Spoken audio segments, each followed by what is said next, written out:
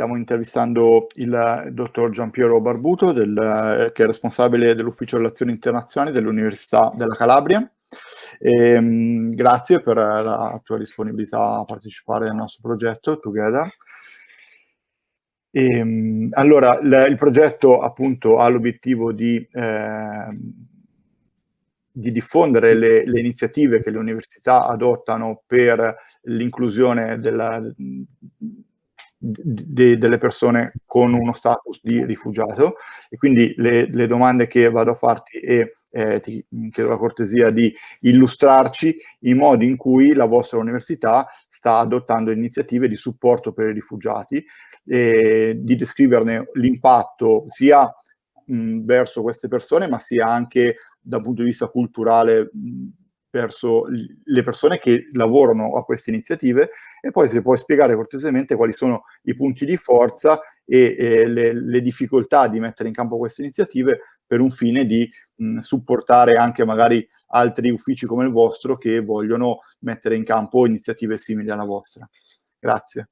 Bene, grazie a voi per avermi invitato, sono molto contento di poter partecipare e contribuire a questa iniziativa progettuale. Lo studente che giunge a noi con lo status di rifugiato si trova immediatamente immerso in un sostrato di fattori sociali, culturali, che favoriscono naturalmente il suo approccio alla socialità. L'università quindi conta 800 studenti internazionali iscritti, che provengono da 74 paesi nel mondo. Stesse residenze studentesche, abbiamo 8 quartieri dislocati nel campus, offrono una ricettività pari a 2500 posti letto, quindi favoriscono l'inclusione dello studente con status di rifugiato anche i centri comuni. Abbiamo dei centri comuni che sono ambienti di socialità che sono gestiti direttamente dagli studenti. Prevedono la presenza di incontri non solo culturali e di giovialità, come è giusto che sia, ma anche religiosi. Ad esempio abbiamo un'attenzione per minoranze islamiche o altri credi, perché appunto avendo 74 paesi abbiamo diversi credi religiosi. Poi le residenze sono state anche organizzate affinché studenti italiani e internazionali possano convivere, e quindi si genera quel famoso melting pot che è un risultato, in effetti risulta essere un meccanismo di facilitazione al processo inclusivo, ma non solo dello studente rifugiato, ma anche di quella parte degli studenti internazionali che per provenienza geografica risultano essere soggetti più deboli. Parlo appunto di studenti provenienti da paesi considerati poveri anche dallo Stato italiano. Poi una particolare attenzione viene riservata anche alla preparazione e all'offerta del cibo presso le 5 mense universitarie. L'offerta dei pasti poi è attenta non solo alle intolleranze alimentari, ma particolarmente ai dettami religiosi, e quindi il pasto che tipicamente è un momento italiano di convivialità è stato assorbito dalla comunità universitaria come un momento di intensa condivisione multiculturale. Quest'ottica di villaggio globale si è venuta a creare attraverso politiche mirate ad ampliare e modificare il concetto di integrazione, che comunemente è inteso come un'assimilazione della cultura residente, e ampliarlo e modificarlo in quello di convivenza e condivisione. Lo studente con status di rifugiato nel suo primo approccio con l'università ha il contatto con il nostro servizio di Welcome Office, che abbiamo creato circa 10 anni fa. Quindi il personale fornisce le prime informazioni sulle prassi da seguire per partecipare al bando di ammissione, quando riceviamo informazioni dai centri dedicati all'accoglienza dei studenti rifugiati, dalle prefetture, insomma da varie organizzazioni esterne. Quando ci giunge la richiesta diamo inizialmente le prime informazioni, e quando riusciamo a raggiungere l'obiettivo di poterlo iscrivere provvediamo alla immatricolazione. e quindi vengono fornite tutte le informazioni utili alla richiesta delle varie borse di studio, tipo quella del Ministero, della DISU, no? E poi le altre che anche noi offriamo. Sottolineo che questo anno, per il 2020-21, abbiamo valutato circa 1500 candidati provenienti da oltre 60 paesi per l'offerta di 136 borse di studio, vitto, alloggio e un pocket money, e l'esonero dalla tassa, se non quella iniziale di iscrizione, di circa 15 euro. Quindi è un'offerta importantissima e quindi all'interno di questo accogliamo anche uno studente rifugiato, può applicare anche a queste borse, oltre a quelle del Ministero. Quindi in questa fase, e poi nella fase successiva ad immatricolazione avvenuta, il Welcome Office assiste lo studente nei suoi primi passi poi nel campus, viene offerto il supporto per le varie pratiche necessarie ai servizi, a ottenere i servizi di residenzialità, l'alloggio studenti, l'accesso alle mense universitarie, tutte le procedure amministrative necessarie. E qualora lo studente con lo status di rifugiato sia in possesso di un titolo di studio universitario o non lo sia per i motivi appunto dettati dalla tragicità della sua esistenza, non si è riuscito a completare quindi il percorso di studio universitario, il personale lo aiuta a regolarizzare la sua posizione nel rispettivo dipartimento, ad esempio per abbreviazione di corsi o riconoscimento di esami nella nuova carriera, oppure l'esame delle competenze finalizzato poi all'iscrizione per quell'aspetto dedicato che hanno gli studenti rifugiati, diciamo quella corsia, chiamiamola preferenziale, sebbene non sia nulla di straordinario. Poi nel caso, questo è molto importante, nel caso lo studente dovesse essere portatore di qualche disabilità, ovviamente il Welcome Office, la nostra struttura, lavora di concerto con il servizio studenti con disabilità che abbiamo attivo nel nostro campus. È importante anche che evidenziare che la nostra offerta formativa facilita in un certo senso l'esperienza degli studenti rifugiati, perché abbiamo avviato dei percorsi interamente in lingua inglese. Abbiamo in questo momento 4 percorsi di laurea magistrale interamente in lingua inglese, Computer Science, Internet of Things, Finance and Insurance e Nutritional Sciences. Sono interamente in lingua inglese. Alcuni percorsi sono anche in curriculum in inglese, come il Management Engineering o l'Industrial Engineering, o anche addirittura la filologia, la possibilità di fare Italian Studies. Inoltre, per ridurre ulteriormente il gap iniziale della lingua a favore di questi processi inclusivi, che non sono dedicati solo agli studenti rifugiati, ma ne beneficiano ovviamente anche loro, la nostra università offre dei corsi di lingua italiana gratuiti per ogni semestre didattico, per circa 80 ore di insegnamento frontale.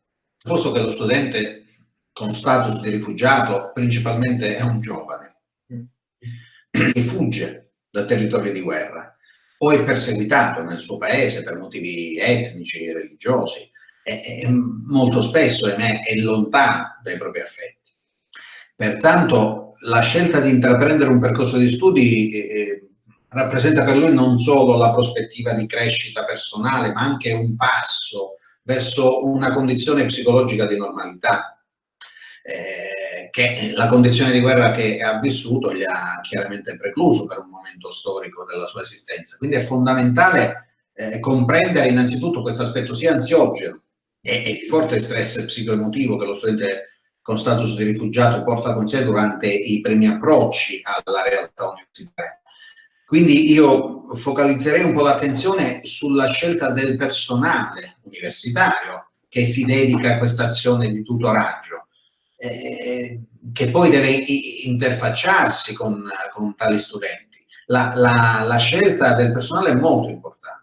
Sono necessarie non solo le dovute professionalità amministrative che noi abbiamo obbligo di avere in campo universitario, ma sono richieste anche conoscenze del contesto umanitario, in ambito umanitario, e una particolare sensibilità che oltre al bagaglio ampio di competenze, ad esempio, è importante avere delle competenze in diritto internazionale, nella geopolitica, è anche richiesta questa mentalità aperta, una capacità empatica, che però allo stesso tempo non risenta di una partecipazione troppo emotiva. Bisogna essere anche professionali, nel senso non farsi trasportare eccessivamente, ma cercare di trovare le migliori soluzioni.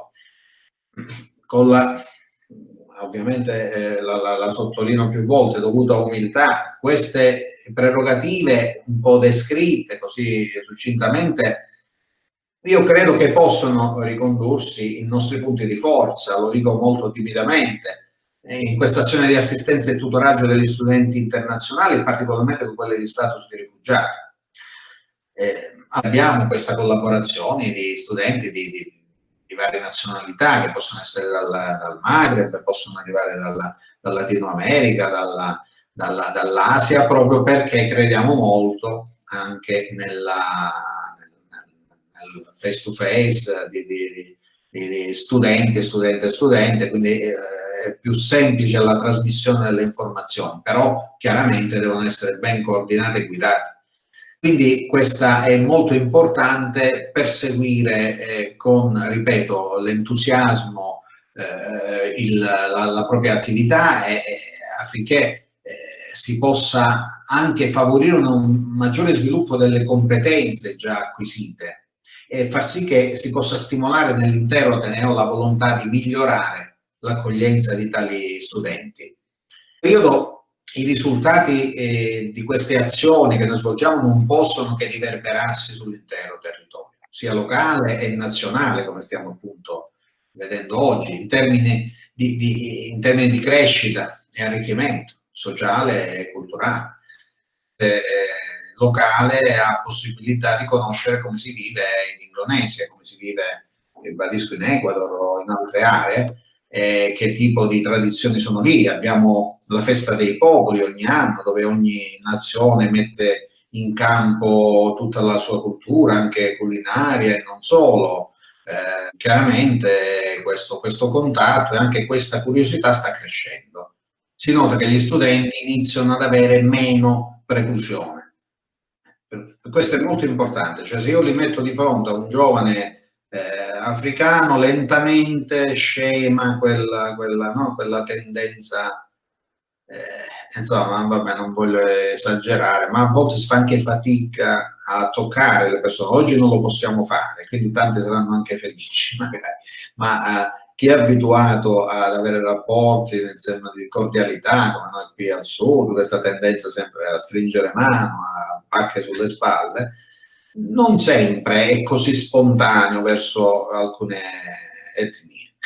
Sono di uno studente, ma questo parliamo, insomma, saranno passati 7-8 anni già, adesso è un brillante docente nel suo contesto, proveniva appunto da Aleppo nel momento in cui c'era la guerra anche chimica lì, ed era sfuggito transitando dal Libano tramite questo nostro programma che si chiama Unical Admission, Unical appunto Università della Calabria, Unical Admission, c'è un portale dedicato, questo aveva applicato questo programma, allora non c'era neanche questo programma per gli studenti con protezione internazionale, per cui è giunto da noi malconcio, è stato poi accolto, ha iniziato la sua attività nell'ambito dell'ingegneria, più che dell'area edile, architettura, e poi la vita, la storia ha voluto che ci chiedesse aiuto per far giungere la sua famiglia, per cui lui era sposato con 2 bambini, sebbene giovane, insomma, con meno di 30 anni. E noi siamo riusciti, veramente con l'aiuto di Dio, ma con grande tenacia, a far raggiungere anche la moglie, la quale ha seguito anche ella un corso di dottorato. I bambini sono stati scolarizzati alla scuola prima dell'infanzia e poi primaria in una delle scuole qui vicino al campus, ed è una storia stupenda di cui anche il presidente Mattarella, quando ci ha fatto visita per l'inaugurazione dell'anno accademico, ha apprezzato molto, perché è stata una testimonianza toccante, e di questi casi ne abbiamo avuti, diciamo. Questa è una storia particolarmente bella. Ora lui è un docente e tra l'altro abbiamo avviato dei rapporti di collaborazione con l'università dove insegna, perché poi si generano, no? Questi rapporti.